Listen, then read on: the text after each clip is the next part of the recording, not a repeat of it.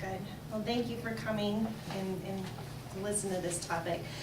I really enjoy the estate planning topic. However, I will start by stating that I'm not giving legal advice. I'm just really going into estate planning topics, mainly wills versus trusts. And please feel free to ask questions throughout. It is a lot of information, and I think it's very important information. I think that one of the biggest takeaways would be from this is that it's never too late or too early to start an estate plan, because it's relevant for all different reasons and circumstances during life, if you're incapacitated or at your passing. So there are two common ways to transfer assets at death, and that's a probate estate or a trust that you establish during your lifetime. And when you think about what makes up your estate, and that is all of your assets, your house, savings accounts, CDs, investments, your personal property, your vehicles, all of that's considered in your estate when it comes to valuations and how things are titled and how they distribute. And so if you had a will, a valid will, when you pass, it's called passing testate.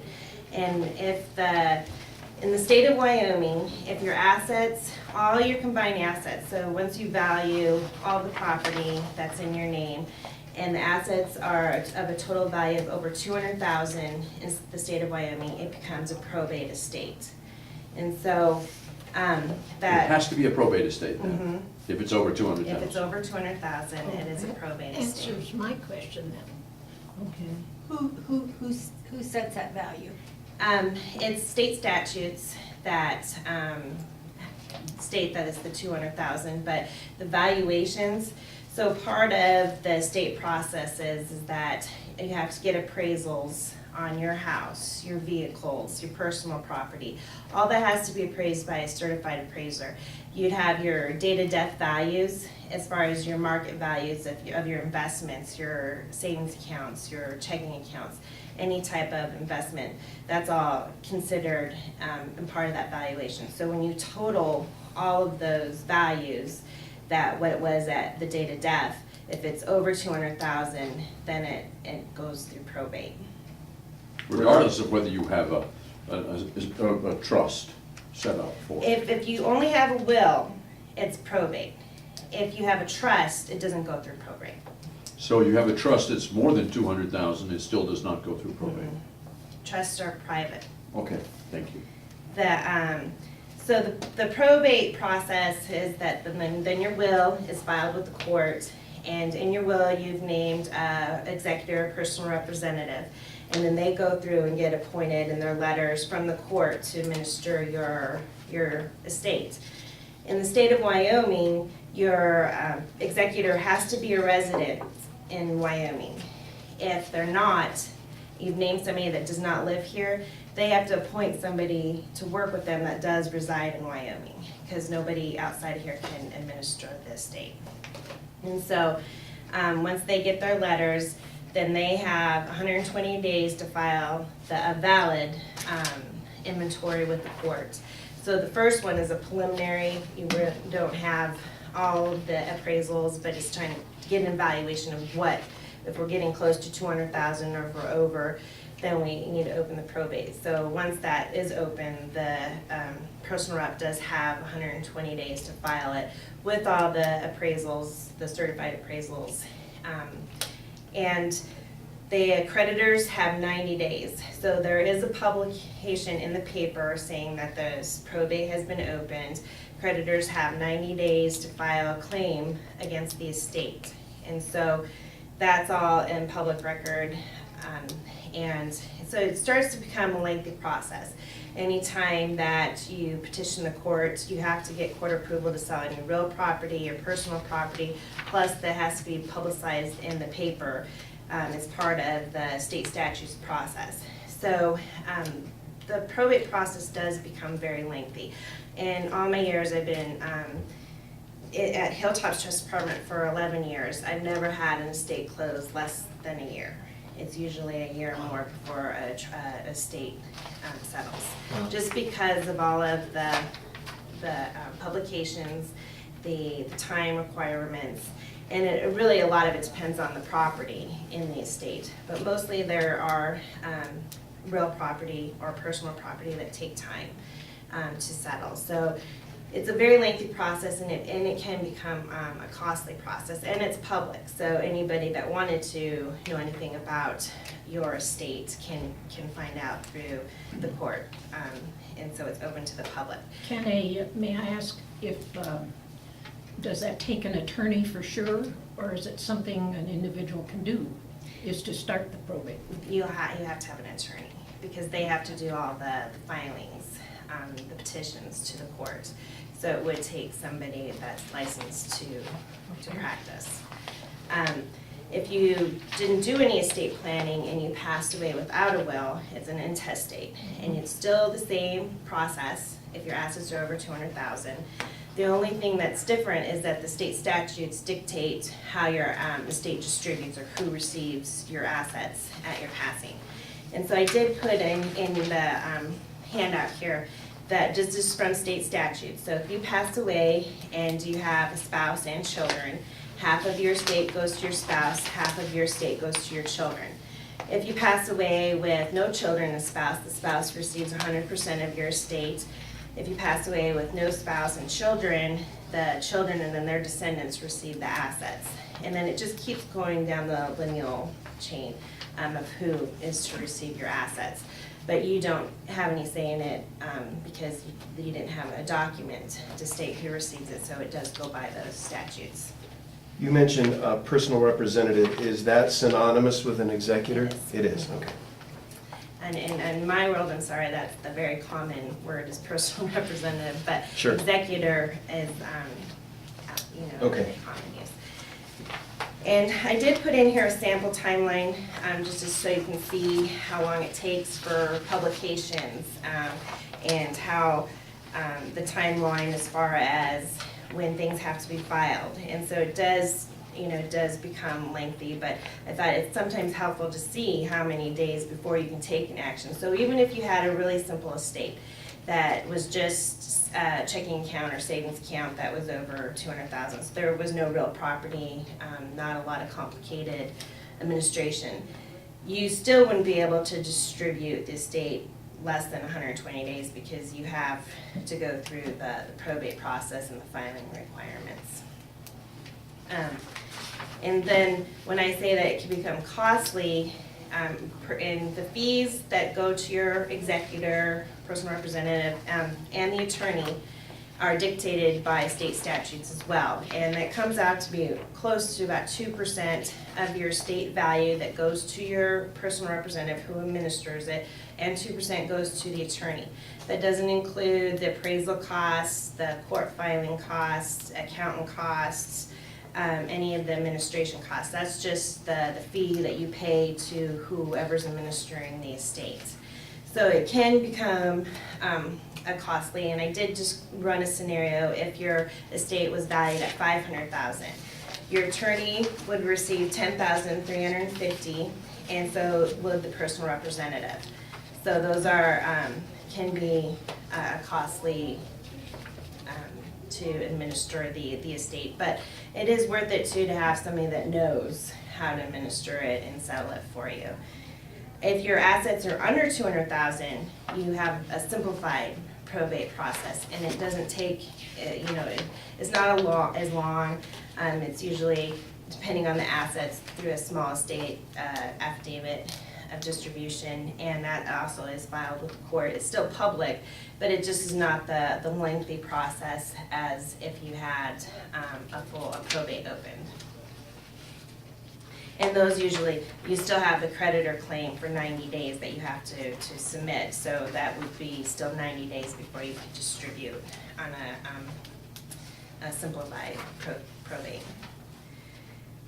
Two common ways to distribute under a will through probate or just through the will is that you just name beneficiaries, it distributes outright to your beneficiaries, or you can create a trust in your will.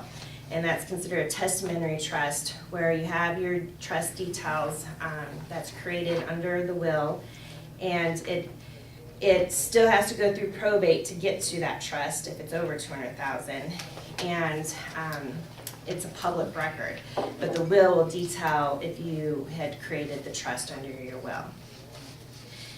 The different trusts, or two common trusts you hear, is the revocable trust, which is a trust that you created during your life and you can amend or revoke it during your lifetime. And then an irrevocable trust, which is you can create a trust irrevocable, and people do that for gifting a lot of times.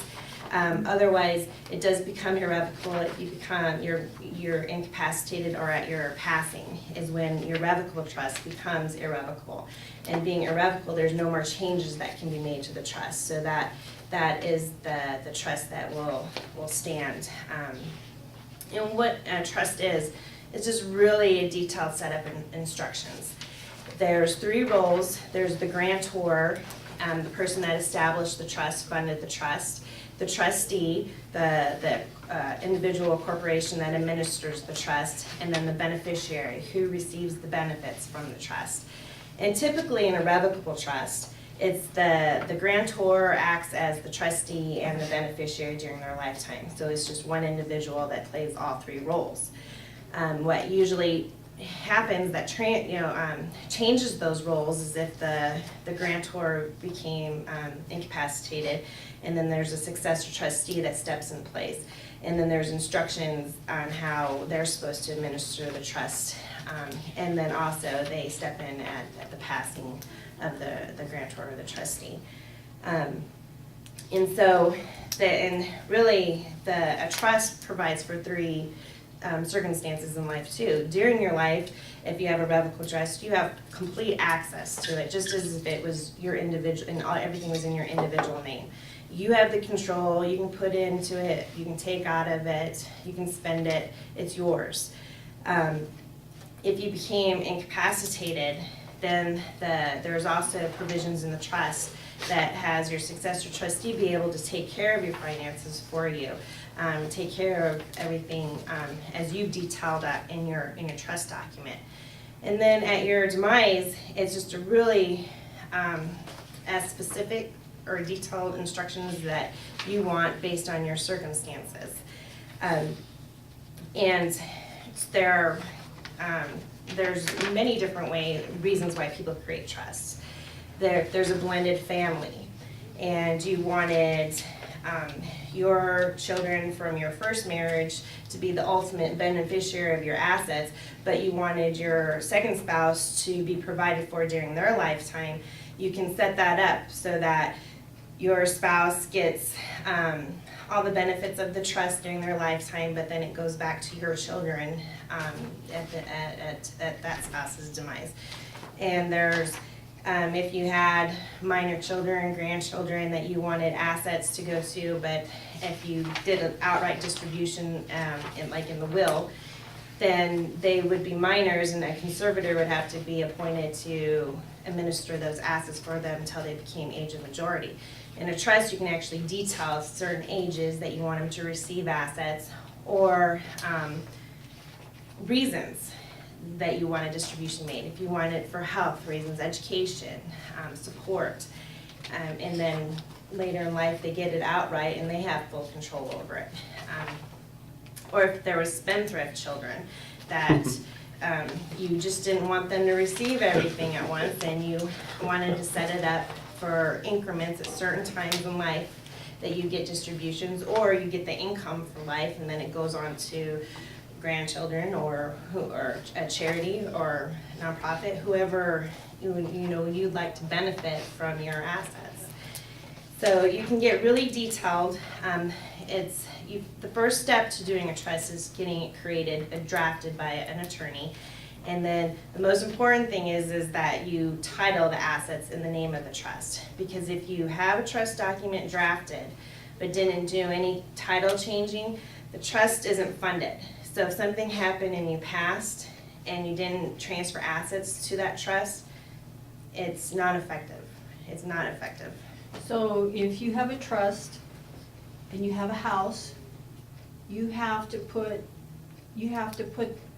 the trust name on the warranty deed of the house. Exactly.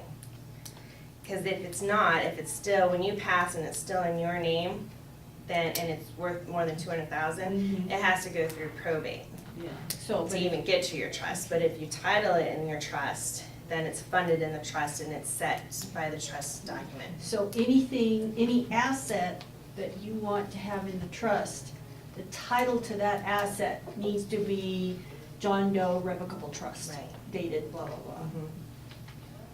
Along that same line, using the house as an example, if the house is in the name of, like a father and a son, when the father passes, is there any problem with the son just owning the house? If it's in joint name, father and son, With, it goes to rights of the, survivorship. then it goes to the son. Okay, with or without any of this? Right. If you have, now these would be the probate or what the will controls is assets that are just in your name alone. But if I had a joint account, that ownership, however, whoever's the owner of the asset. So if it was just me, my will states how it distributes. If it's joint name, it goes to the joint owner. If I had a POD on it, it goes to the beneficiary. What's a POD? Or it's a payable on death or Yes. transfer on death. Okay, And so if you've set assets up that way, those automatically transfer, and those values aren't included in your estate total. It's just whatever is just in my name, or, that I didn't do any. all right, so using that house again as an example, if the same situation with a car or investments, that kind of thing, was father and son as the beneficiary rights of survivorship, again, if it's over 200,000, it'd still go to probate. No. No, it would If not. it's in joint name, it doesn't go through probate, it goes Okay. to the joint owner. Okay. It's only assets that are just in your name alone. Alone. Mhm. Okay, now, another case I know of, a trust was done in the state of Oregon, and the people moved to Wyoming.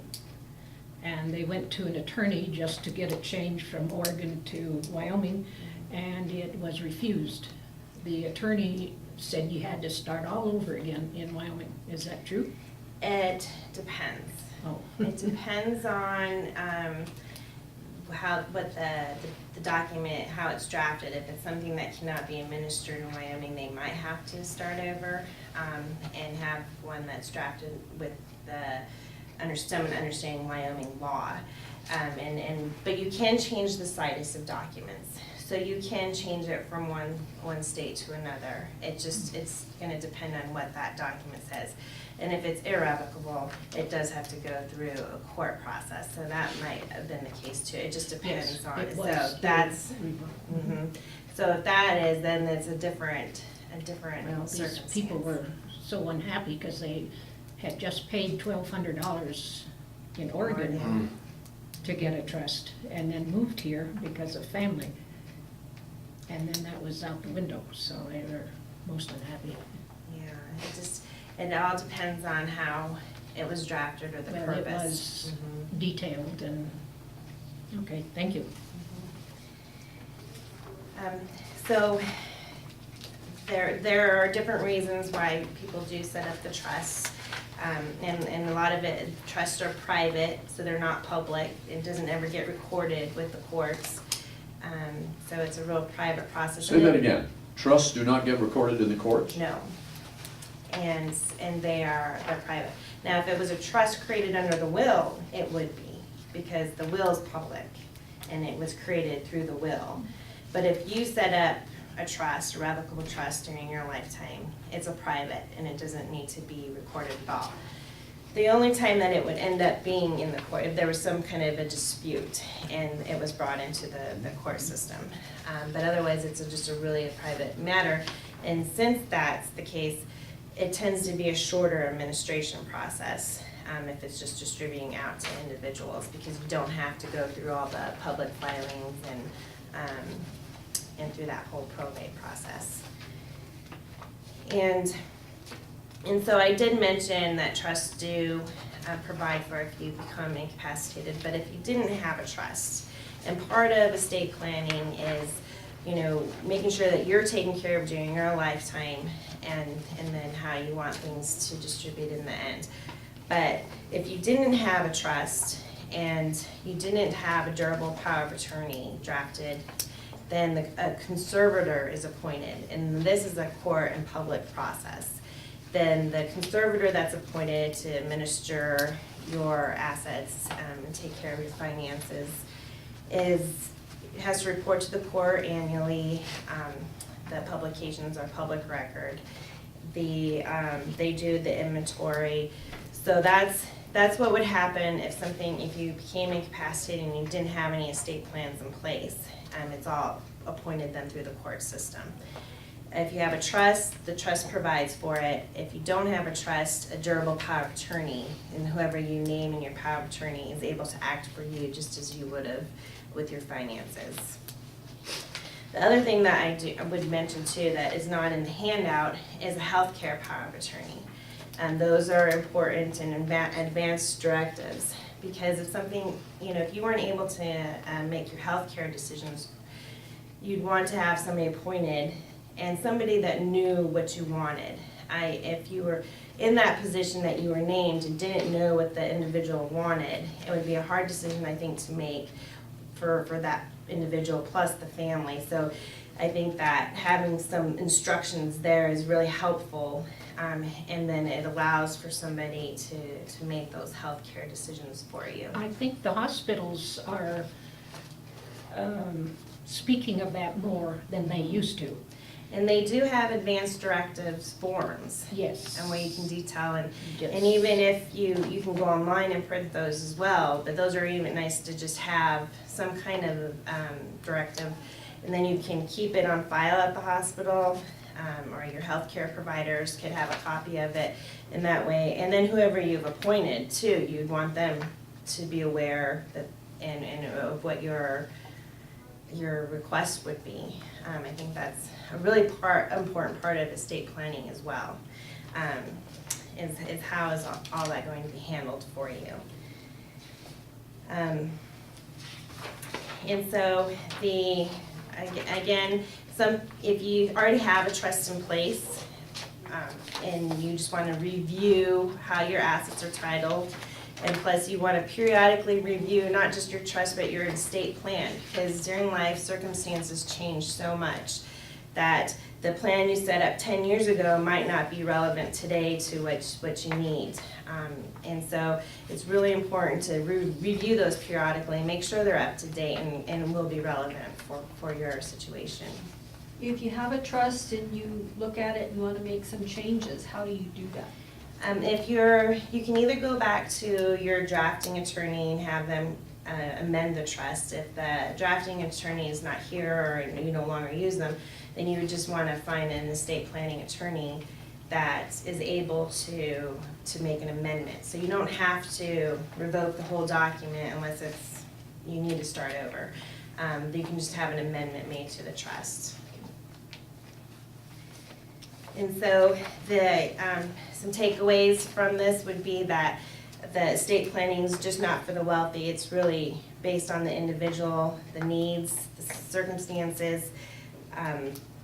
It's not just what happens at your passing, but you want to have planned for during your life and events that happen during life.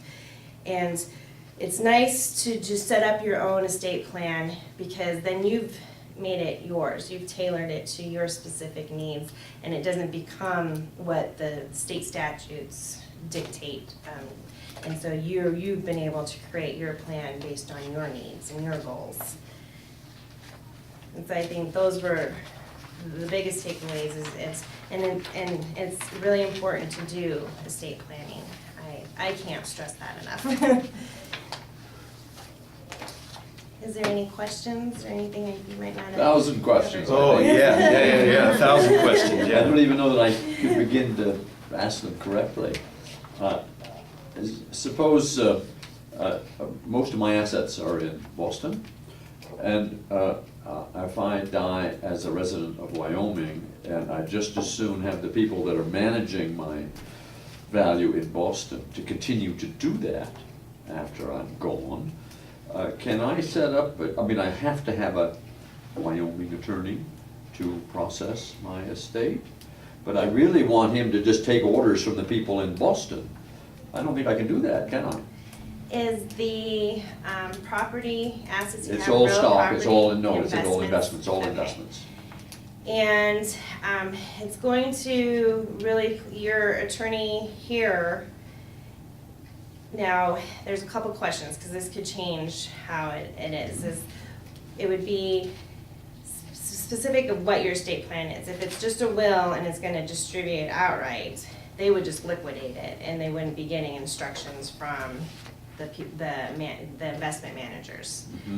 Because they would just, follow the instructions that were laid out in the will. Now, if it was a trust, It is a trust, And it's then- set up in a trust now. okay.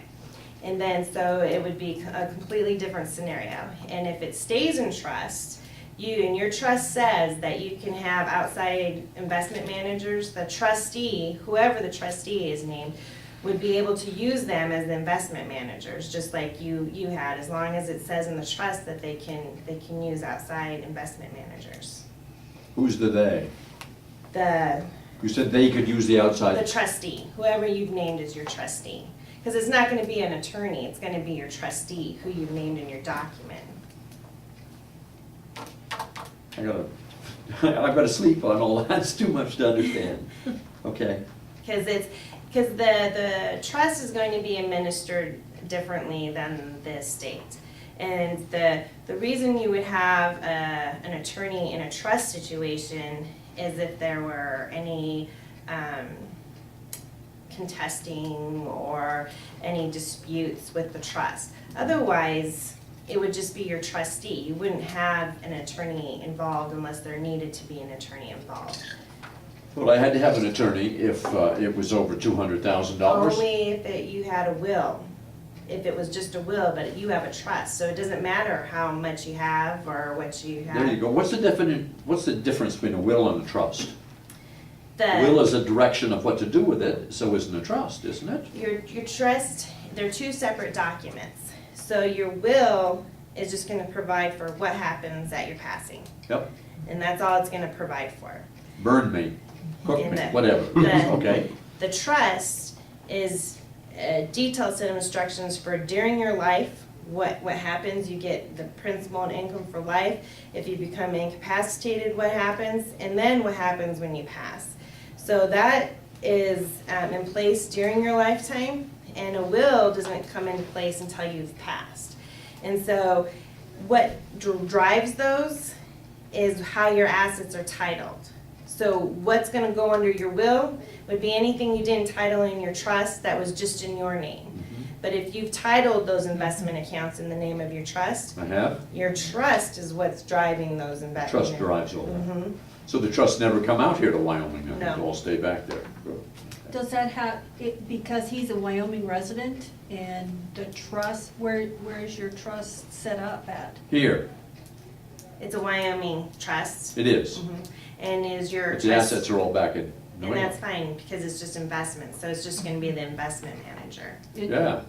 So if he says investments, which means real estate, what if it were real estate in If it's Boston? real property, if it's named in the trust, the trustee's still able to administer it. Okay. If it was in a will, and they have to do an ancillary probate, so they would have to hire an attorney there There. to settle the real property that's held in that state. You warm up? This is high test, I think. I was thinking too, not only, this is one of those, gee, I wish I'd known, 30 years ago what, what I'm learning about now. What about for our kids who are just getting started, they don't have a whole lot, but one of the first things you said was it's never too late or too early to begin estate plan. For someone, young couple, kids just starting out, where should they start? Well, even though if their assets are under 200,000, Mhm. You can set up a will, and you can name in there who, because I think for young couples, especially with young families, what happens to the kiddos? You know, if something happened to the parents. Yes. So you want to have planned for that. Mhm. And so you can name in your will who you choose to be the guardian or conservator for the minors. And so that doesn't have to be appointed through, I mean, it's Mhm. still a court process, so they still are appointed through the court, but you've had some decision-making in there. If they set up a trust, they can do the trust under will, so that it stays in a trust for their kids, so that at certain, you know, they can have a just, you know, certain ages, they get funds, or they get it for education, what they wanted to have, you know, the guidance they wanted to give to provide for their children. I think that young couples, it's really important, young families too, but not only if there's just kids, but then, you know, there's people just starting out, you know, houses are usually over Yes. 200,000. That was one of the questions I had, just right here in Casper. I don't know what the percentage is, but a big percentage are over 200,000, so that's immediate probate. Right.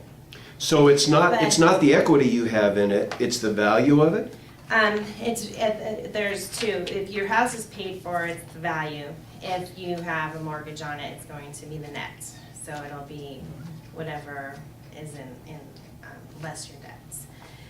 The other thing though that I think is really wonderful that just came out this, I think last year, it might have been a little longer, is that Wyoming passed a transfer on death deed.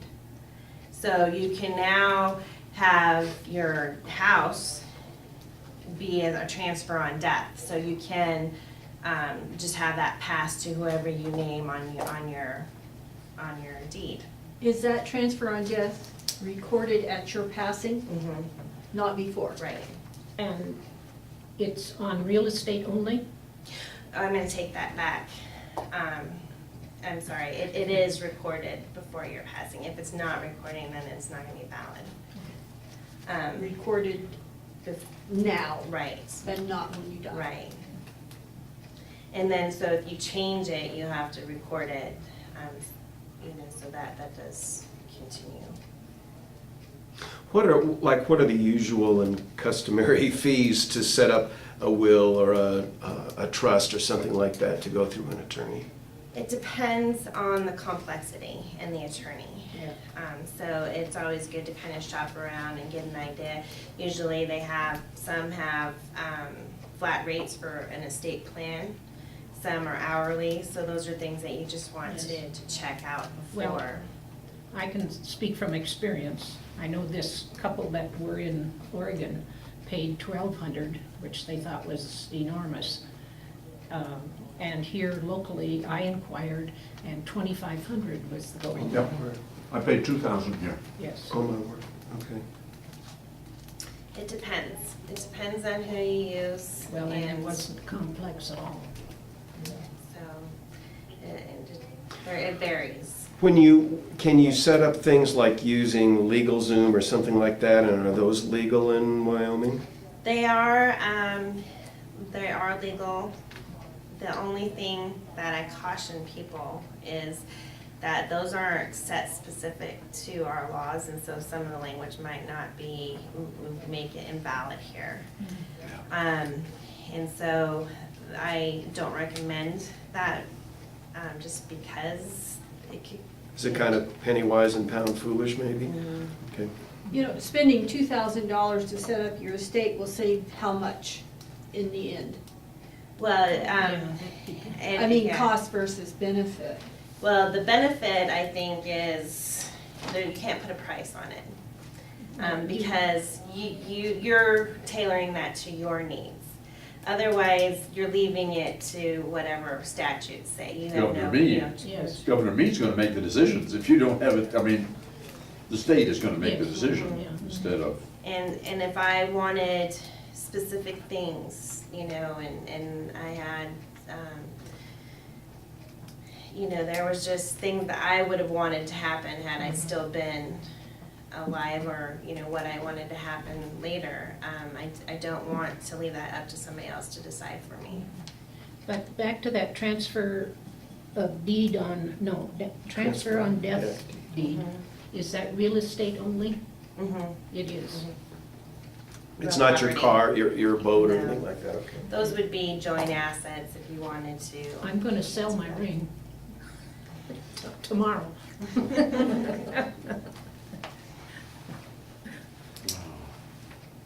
Good information, thank you. It's a lot of information, and it's always good to start thinking or, or making changes I would necessary. think blended families would be the hardest to incorporate in what we're talking about. The blended family is probably one of the largest probably uses for trusts. Yes. I will also say trusts are impartial, and with blended families, you have disagreements, Right. terrible disagreements, and the trust would be an Yes. impartial Mhm. arbitrator. Right. What kind of input could they receive from their banker, from Hilltop Bank, if they came to you? What's available as a customer? In the trust department, one of the things that we do as trust officers is we welcome opportunities to review individuals' estate plans, read the documents, and then sometimes it's a nice step, even before you go to an attorney, to have somebody look at it so you kind of get input on what you need to have changed, or if things are in order, and also if you name a corporate trustee, it kind of alleviates pressure from an individual, and going back to being impartial and not biased. We're following the instructions that are you detailed out. Whereas if you named a child and they have other siblings, there could be a lot of could create unnecessary disputes within the family. So a lot of people do name Hilltop or our corporate trustee or a personal representative in their wills. And plus there's the expertise that we provide, that a lot of individuals that you name don't know the laws or what they're required. And they can be individually held to any misconduct they've done, and they could, it could harm them in the end. Plus, they have to take a lot of family pressure. So that's something that Hilltop does. We step into those roles. You have a page in here under estate. All of those things listed would be the things that you would discuss with him if he was interested in a trust. Like you said, what would they handle? Right. Would And it be this list? right. Anything that it depends how you've named Hilltop. If you've named us as a trustee and what's in that trust, that's what we would administer. Yes.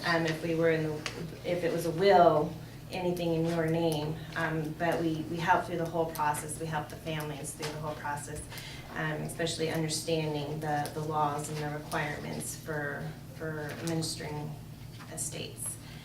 But I think it's nice too, if you named us, that you get to meet us and we get to understand your intent in your documents, that it's really clear to us. That's why we like the opportunity to review documents and visit, is so that we understand your intent of what you wanted to have happen through your document, and make sure that the document is clear and allows us to do what you wanted.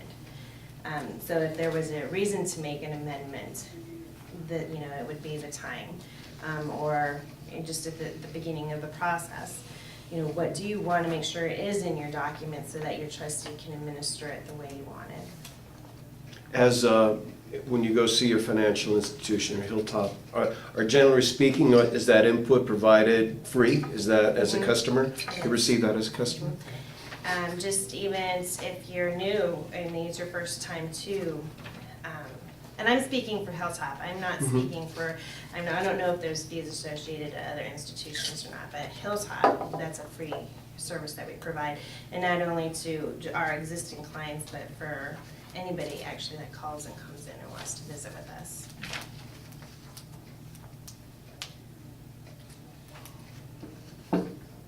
else? Wow.